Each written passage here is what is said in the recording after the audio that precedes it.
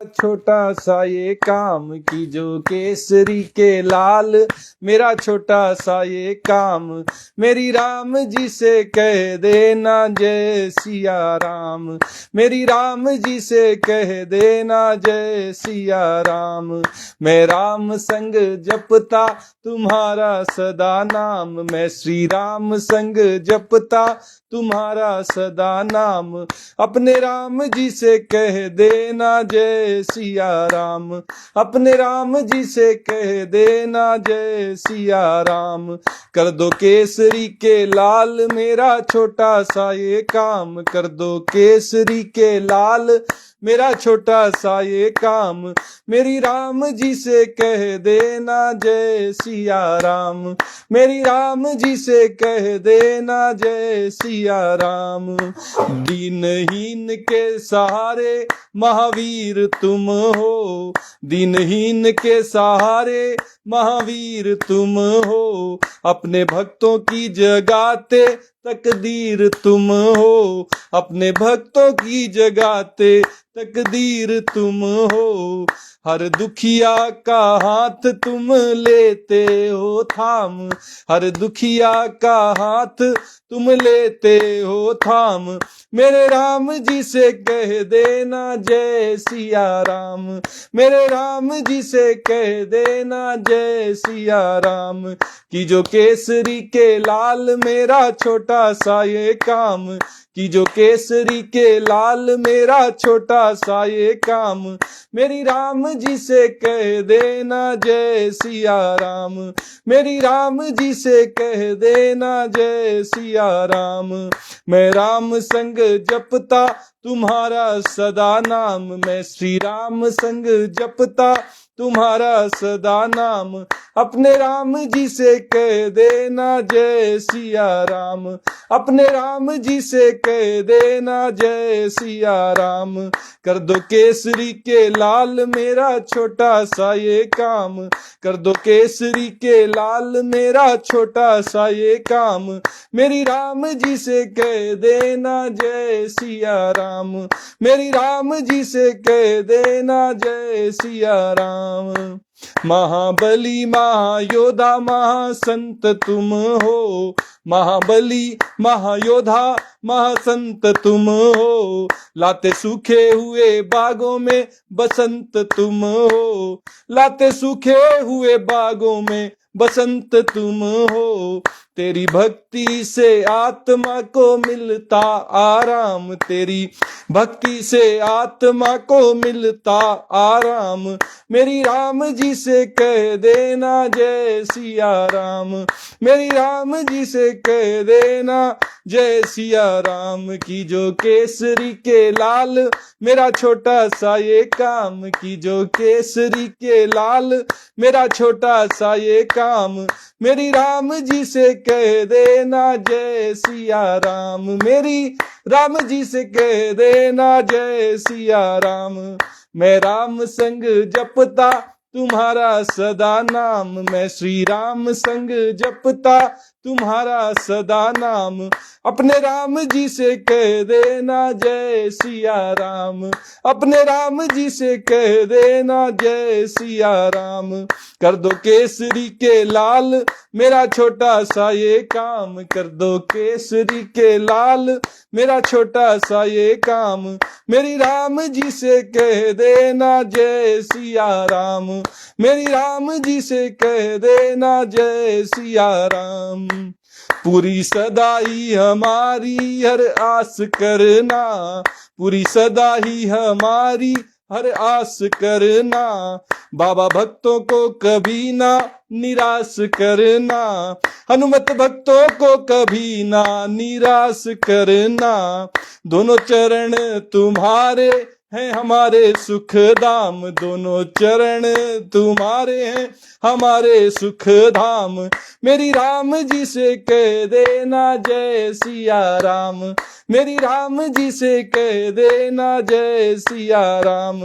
कि जो केसरी के लाल मेरा छोटा सा ये काम, कि जो केसरी के लाल मेरा छोटा सा ये काम, मेरी राम जी से कह देना जय सिया राम, मेरी राम जी से कह देना जय सिया राम। मैं राम संग जपता तुम्हारा सदा नाम, मैं श्री राम संग जपता तुम्हारा सदा नाम, अपने राम जी से कह देना जय सिया राम, अपने राम जी से कह देना जय सिया राम। कर दो केसरी के लाल मेरा छोटा सा ये काम, कर दो केसरी के लाल मेरा छोटा सा ये काम, मेरी राम जी से कह देना जय सिया राम, मेरी राम जी से कह देना जय सिया राम, मेरी राम जी से कह देना जय सिया राम। जय श्री कृष्णा। आज की इस श्रीमद् भागवत कथा में आप सबका स्वागत है। कल जब हम श्रीमद् भागवत कथा कह रहे थे तो सूत जी महाराज सौनक आदि ऋषियों से कह रहे थे कि भगवान का जो यह जगदाकार रूप है, जगत भगवान का ही स्वरूप है, भगवान से ही उत्पन्न हुआ है, भगवान ही इसका पालन पोषण करने वाले हैं, और जब ये समाप्त होता है तो भगवान में ही लीन हो जाता है, इसलिए यह जगत भगवान का ही स्वरूप है। ये उनकी माया के महातत्वादि गुणों से भगवान में ही कल्पित है। माया के प्रभाव में मनुष्यों को लगता है कि संसार की अपनी वास्तविक स्थिति है, संसार एग्जिस्ट करता है, इसका अपना एक स्वतंत्र अस्तित्व है, लेकिन वास्तव में भगवान के अतिरिक्त और कुछ नहीं है। गीता में भी भगवान ने कहा कि संत कहते हैं वासुदेवः सर्वम, सब कुछ भगवान श्री कृष्ण वासुदेव ही हैं। और भगवान क्या कहते हैं? भगवान कहते हैं मत्तः परतरम नान्यतस्ति धनंजय। हे धनंजय, हे अर्जुन, मेरे अतिरिक्त और किसी की कोई स्वतंत्र सत्ता नहीं है, जो कुछ है सब मैं ही हूं। अलग अलग रूपों में, अलग अलग समय में, अलग अलग जगह में सब कुछ मेरी ही लीलाएं चल रही हैं। इस तरह से अगर हम इस जगत को देखते हैं तो फिर जगत नहीं रह जाता। जहां जहां नजर जाती है वहां भगवान के ही दर्शन होते हैं, भगवान की ही लीलाओं का रसास्वादन होता है। तो सूत जी महाराज कहते हैं कि यह जगत भगवान में ही कल्पित है, और इसका उदाहरण भी सूत जी महाराज ने दिया। कहा कि जैसे बादल तो वायु के आश्रित होते हैं, और जो धूल का धूसरपन है वो धूल के आश्रित होता है, लेकिन जो अल्प बुद्धि मनुष्य होते हैं वो बादलों का आकाश में आरोप कर देते हैं। वो सोचते हैं बादल तो आकाश का ही एक अंश है, आकाश ही है बादल, दोनों अलग अलग हैं, ऐसी वो मान्यता रखते हैं। जबकि बादल कहां है? आकाश ही आकाश है। और इसी तरह धूसरपन का वो वायु में आरोप करते हैं, जबकि वास्तव में वायु ही है। धूसरपन उसमें कुछ देर के लिए प्रतीत होता है, लेकिन उसकी कोई वास्तविक सत्ता नहीं है, उसकी कोई अपनी स्वतंत्र स्थिति नहीं है। ऐसे ही जो अविवेकी पुरुष होते हैं वे सबके साक्षी आत्मा में इस स्थूल दृश्य रूप का जो जगत है इसका आरोप करते हैं। उनको लगता है कि ये जगत जो है वो स्वतंत्र है, इसका अपना अस्तित्व है। वास्तव में अगर साक्षी आत्मा की तरफ ध्यान दें तो साक्षी आत्मा में ये दृश्य जगत केवल और केवल एक कल्पना के समान है, यह मिथ्या ही है। आगे सूत जी महाराज कहते हैं अतः परम यद व्यक्तम व्यूढ़ गुण व्यूहितम अदृष्टा श्रुत वस्तुत्वात् स जीवो यत पुनर्भवः।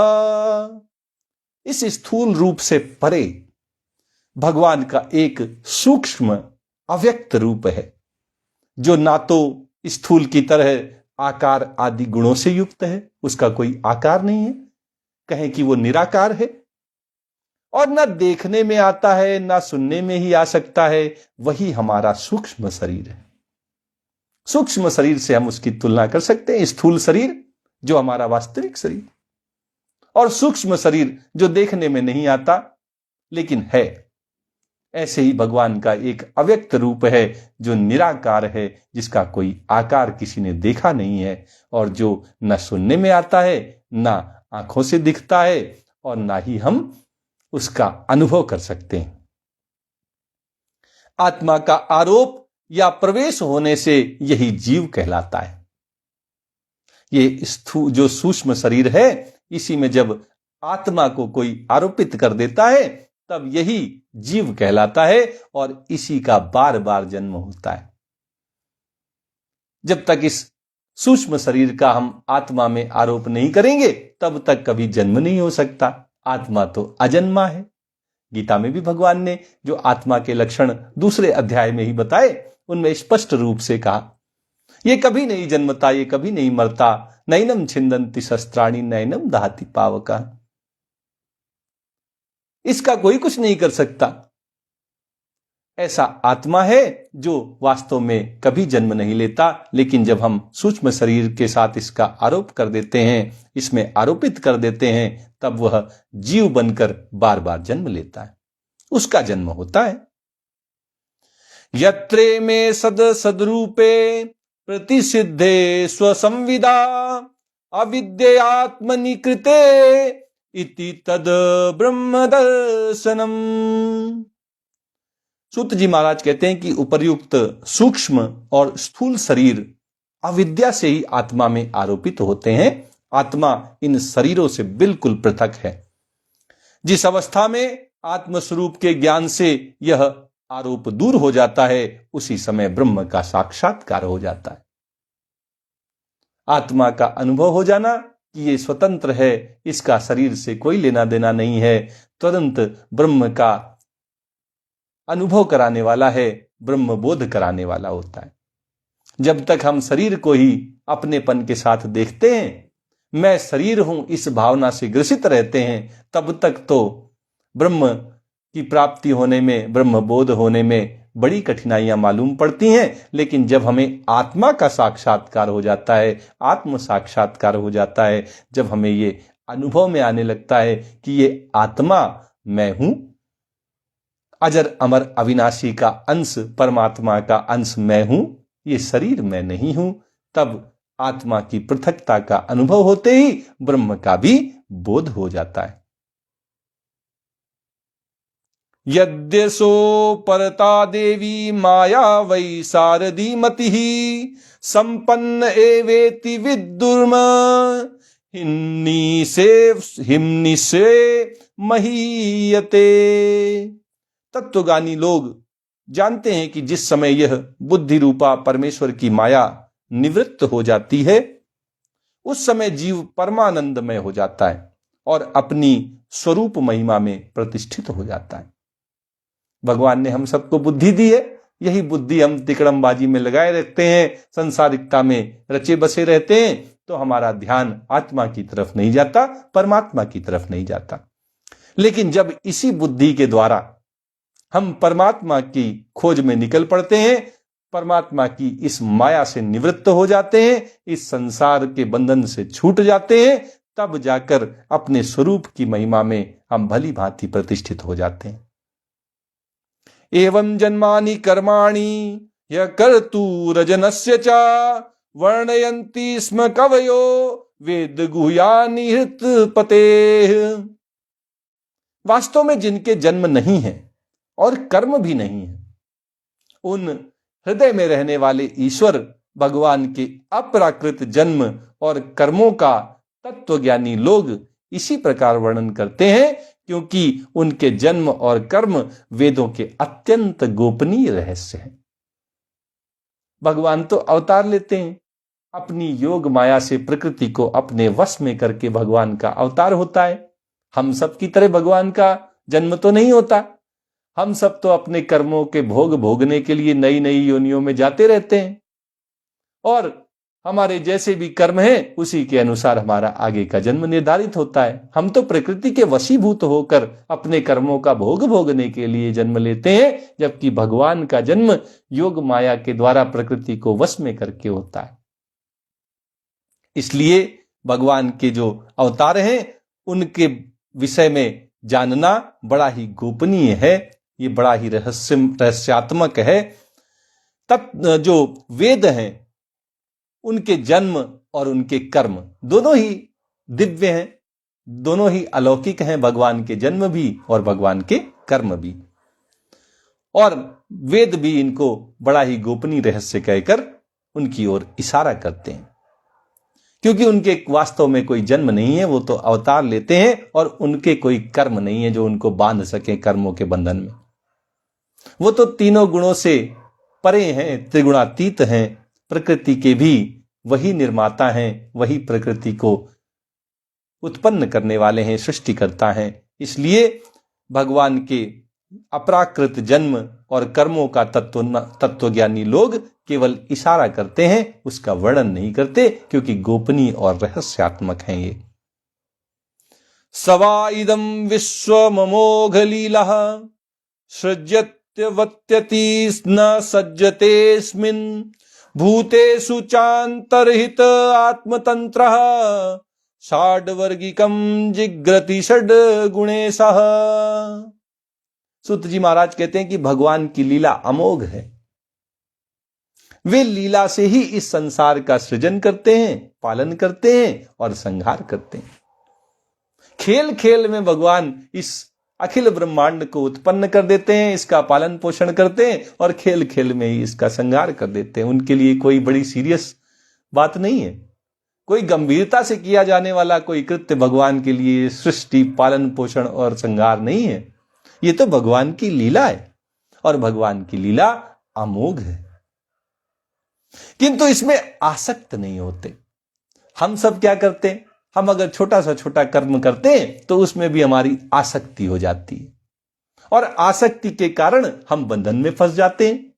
भगवान इतने बड़े ब्रह्मांड को, तीनों लोकों को चलाते हैं, फिर भी उनकी इसमें कोई आसक्ति नहीं होती। वे बिल्कुल इससे पृथक रहते हैं और अलग होने के कारण ही वे कभी कर्मों के बंधन में नहीं फंसते।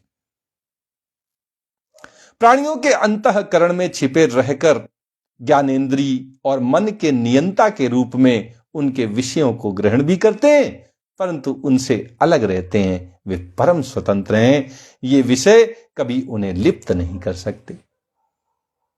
जब वे विराट रूप में सृष्टि की रचना, संहार और पालन पोषण करते हैं तब भी वो इससे निर्लिप्त रहते हैं, और जब हमारे हृदय में बैठकर हृदयेश्वर बनकर, परमात्मा बनकर हमारे ही सारे कर्मों के साक्षी बन जाते हैं, हमारी ज्ञानेंद्रियों और मन के नियंता बन जाते हैं, विषयों को ग्रहण करने वाले बन जाते हैं, तब भी वो हम इन सब कृत्यों से निर्लिप्त रहते हैं, क्योंकि वो परम स्वतंत्र हैं।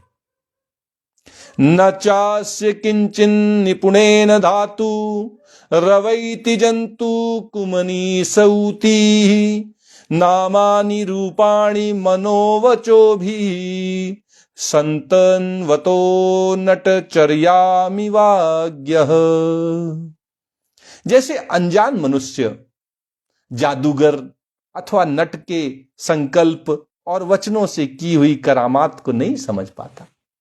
जादूगर जादू दिखाता है, सब तालियां बजा देते हैं, लेकिन उसके पीछे उसने क्या ट्रिक लगाई है, उसने कैसे हमें चकमा दिया है, इसकी तरफ किसी का ध्यान नहीं जाता।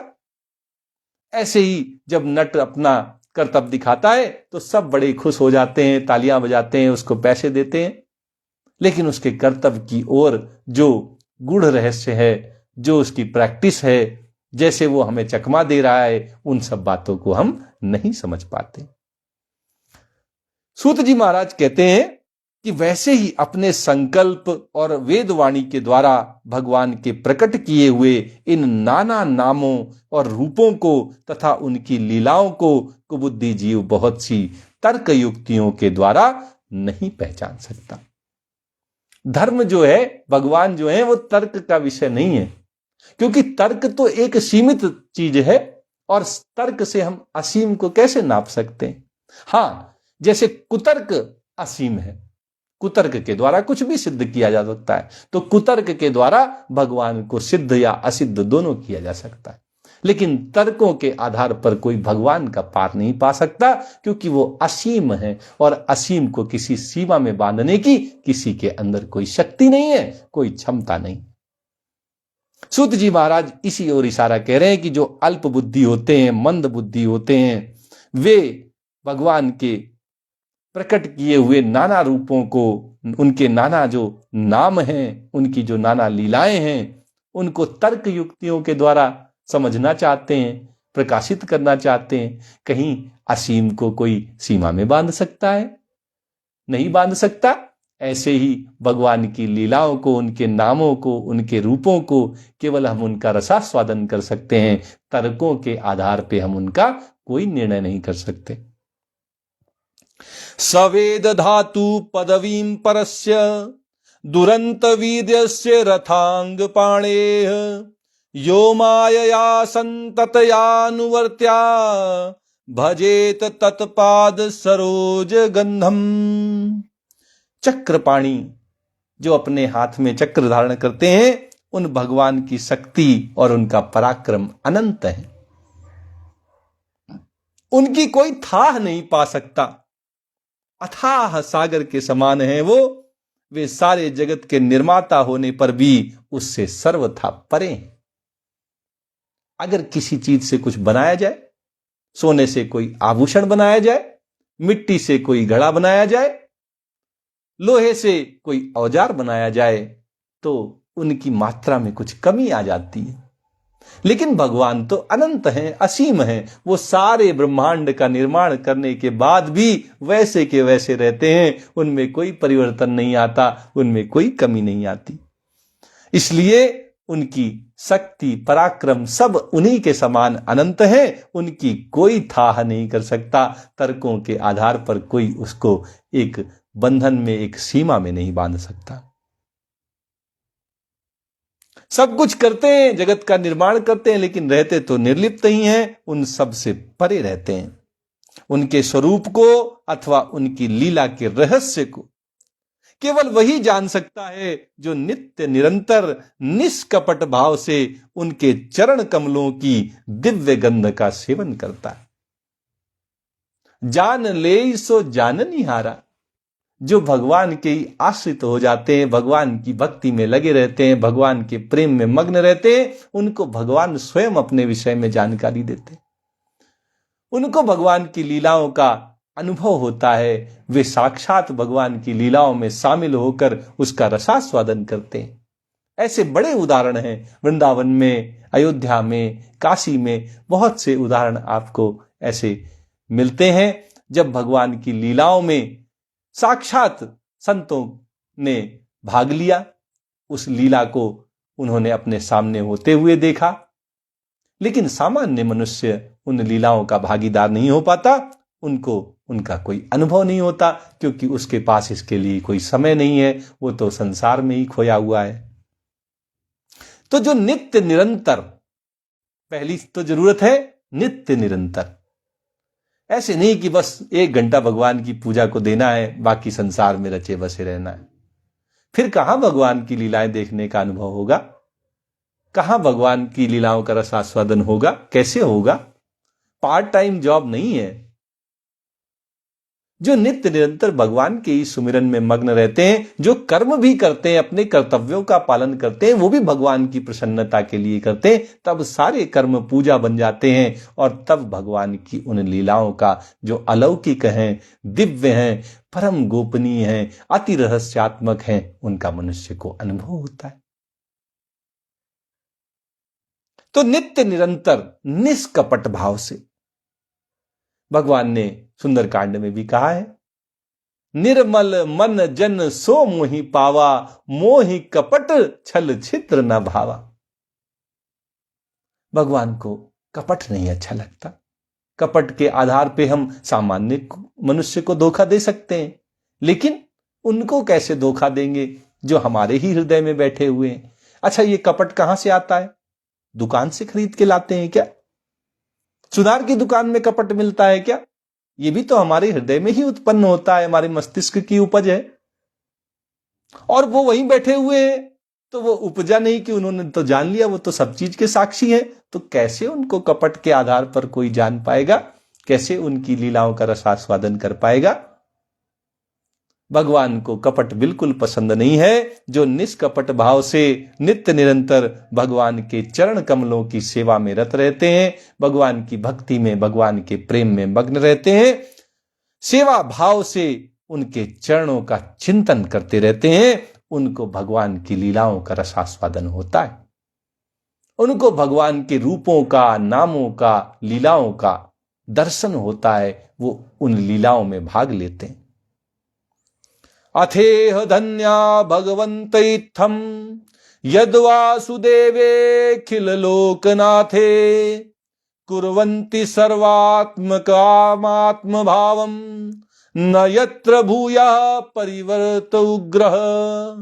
सूत जी महाराज कहते हैं कि शौनक आदि ऋषियों, आप लोग बड़े सौभाग्यशाली, आप धन्य हैं जो इस जीवन में विघ्न बाधाओं से भरे हुए इस संसार में समस्त लोकों के स्वामी भगवान श्री कृष्ण से वह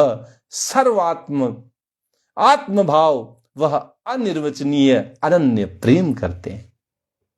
ये बड़े जन्मों के बाद का पुण्य का फल है। जब कई जन्मों के फल, कई जन्मों के पुण्य एक साथ उदित होते हैं, तब किसी के मुख से भगवान श्री कृष्ण का, भगवान श्री राम का, भोलेनाथ का, मां दुर्गा का नाम निकलता है। तब वो भक्ति भाव से मग्न होते हैं, प्रेम से पूर्ण होते हैं, जब कई जन्मों के पुण्य एक साथ उदित हो जाएं। तो इसीलिए शौनक आदि ऋषियों को बड़ा भाग्यशाली और बड़ा धन्य मानते हुए सूत जी महाराज समझाते हैं कि जीवन तो है, बड़ी विघ्न हैं, बड़ी बाधाएं आती रहती हैं। ये संसार तो विघ्न बाधाओं, कष्टों, दुखों से भरा हुआ है। इन सब कष्टों के, इन सब दुखों के, इन सब विघ्न बाधाओं के बावजूद आपका जो मन है वो भगवान का चिंतन कर रहा है। ये तो बड़ी सौभाग्य की बात है। ये आपको धन्य बनाने वाली बात है। आपके अंदर ये जो भगवान के प्रति अनन्य प्रेम उत्पन्न हुआ है, ये आपके सौभाग्य के कारण है। यह आपका जीवन धन्य धन्य है, इसलिए ऐसा संभव हो सका है। और जिसके मन में यह अनन्य प्रेम उत्पन्न हो जाता है, फिर इस जन्म मरण रूपी संसार के भयंकर चक्र में वो कभी नहीं पड़ता। भगवान का भक्त फिर इस संसार की आसक्ति, मोह, माया सब से छुटकारा पाकर भगवान के ही धाम, गोलोक धाम वृंदावन में पहुंच जाता है। भगवान की सेवा में हमेशा आनंदित रहता है, फिर उसका कभी पुनर्जन्म नहीं होता। इदं भागवतम नाम पुराणम ब्रह्म संहितम उत्तम श्लोक चरितम चकार भगवान ऋषि। भगवान वेदव्यास ने यह वेदों के समान भगवत चरित्र से परिपूर्ण भागवत नाम का पुराण बनाया है। ये व्यासदेव जी के द्वारा हम सब के जीवन का कल्याण करने के लिए ही बनाया गया है। ये वेदों के समान भगवान के चरित्रों से परिपूर्ण है। निःश्रेयसाय लोकस्य धन्यम स्वस्त्ययनं महत तदिदं ग्रहयामास सुतमात्मवतां वरम। उन्होंने इस श्लाघनीय, कल्याणकारी और महान पुराण को लोगों के परम कल्याण के लिए अपने आत्मज्ञान शिरोमणि पुत्र को ग्रहण कराया। श्री सुखदेव जी महाराज जो भगवान वेदव्यास के पुत्र हैं, उन्होंने इसको उनको दिया। सबसे पहले अपने ही पुत्र जो आत्मज्ञान शिरोमणि हैं, सुखदेव जी महाराज, उनको सबसे पहले इस भागवत महापुराण को ग्रहण कराया। सर्ववेद इतिहासानां सारं सारं समुद्धृतम सतु संश्रवयामास महाराजं परीक्षितम।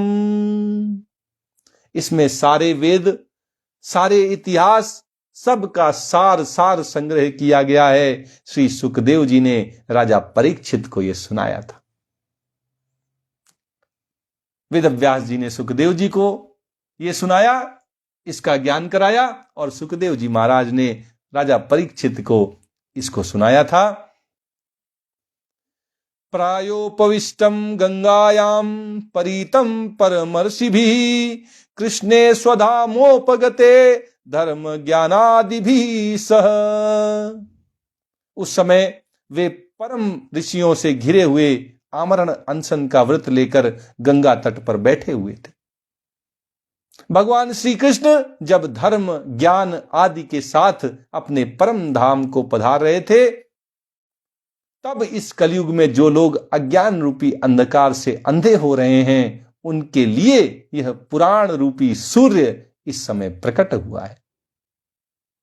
यह पुराण रूपी सूर्य का जो प्रकट होना है, ये अज्ञान रूपी अंधकार से अंधे हम मनुष्यों को पार लगाना है, हमारा कल्याण करना है, यही इसका उद्देश्य है।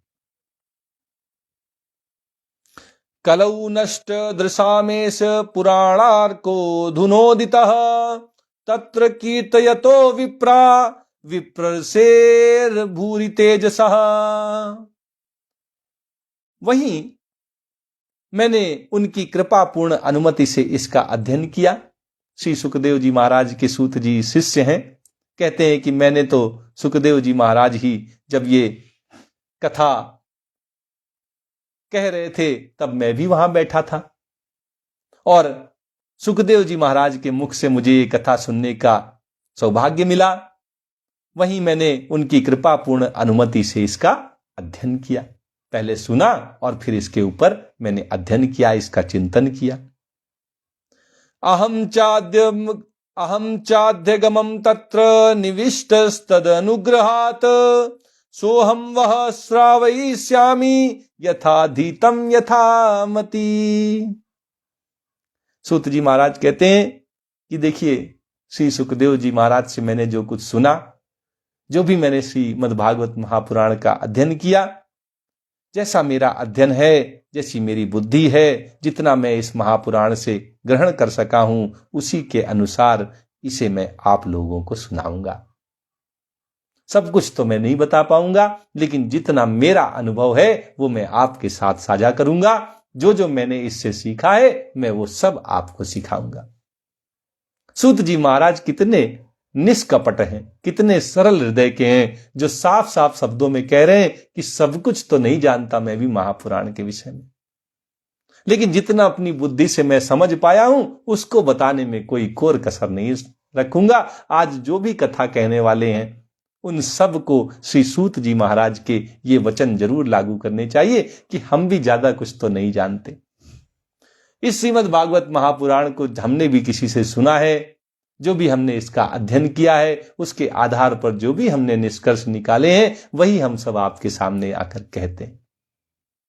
इसमें हमारा अपना कोई सौभाग्य नहीं है, इसमें हमारी अपनी कोई बड़ाई नहीं है। ये तो भगवान की कृपा है और संतों का आशीर्वाद है, जिनके द्वारा हमको ये प्राप्त हुआ और हम भी आप तक पहुंचाने के काबिल बन सके। ये सब भगवान की कृपा है और संतों का आशीर्वाद है। इस तरह इस तृतीय अध्याय का समापन होता है। इति श्रीमद् भागवते महापुराणे पारमहंस्याम संहितायाम प्रथम स्कंधे नैमिषीयोपाख्याने तृतीयोध्याय। आगे की कथा कल कही जाएगी। आइए श्रीमद् भागवत जी की आरती करते हुए आज के इस सत्र को संपन्न करते हैं।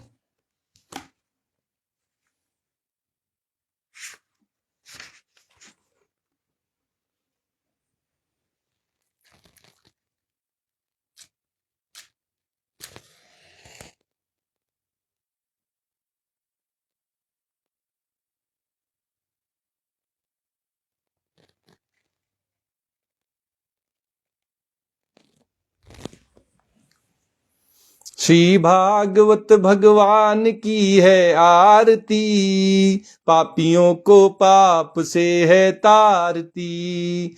श्री भागवत भगवान की है आरती, पापियों को पाप से है तारती। ये अमर ग्रंथ, ये मुक्ति पंथ, ये पंचम वेद निराला, नव ज्योति जलाने वाला। ये अमर ग्रंथ, ये मुक्ति पंथ, ये पंचम वेद निराला, नव ज्योति जलाने वाला। हरि नाम यही, हरि धाम यही, हरि नाम यही, हरि धाम यही। यही जग मंगल की आरती, पापियों को पाप से है तारती। श्री भागवत भगवान की है आरती, पापियों को पाप से है तारती। ये शांति गीत पावन पुनीत, पापों को मिटाने वाला, हरि दरस दिखाने वाला। ये शांति गीत पावन पुनीत, पापों को मिटाने वाला, हरि दरस दिखाने वाला। ये सुख करनी ये दुख हरिणी, ये सुख करनी ये दुख हरिणी। श्री मधुसूदन की आरती, पापियों को पाप से है तारती। श्री भागवत भगवान की है आरती, पापियों को पाप से है तारती।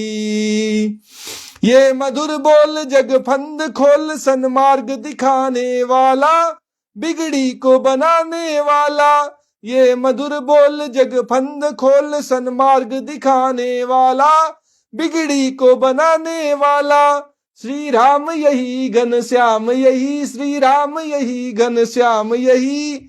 यही प्रभु की महिमा की आरती, पापियों को पाप से है तारती।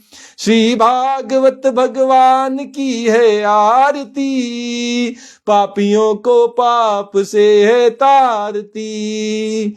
श्री भागवत भगवान की है आरती, पापियों को पाप से है तारती। प्रेम से बोलिए वृंदावन बिहारी लाल की जय, राधा रमण सरकार की जय, राधा वल्लभ लाल की जय। जय श्री कृष्णा, जय श्री कृष्णा।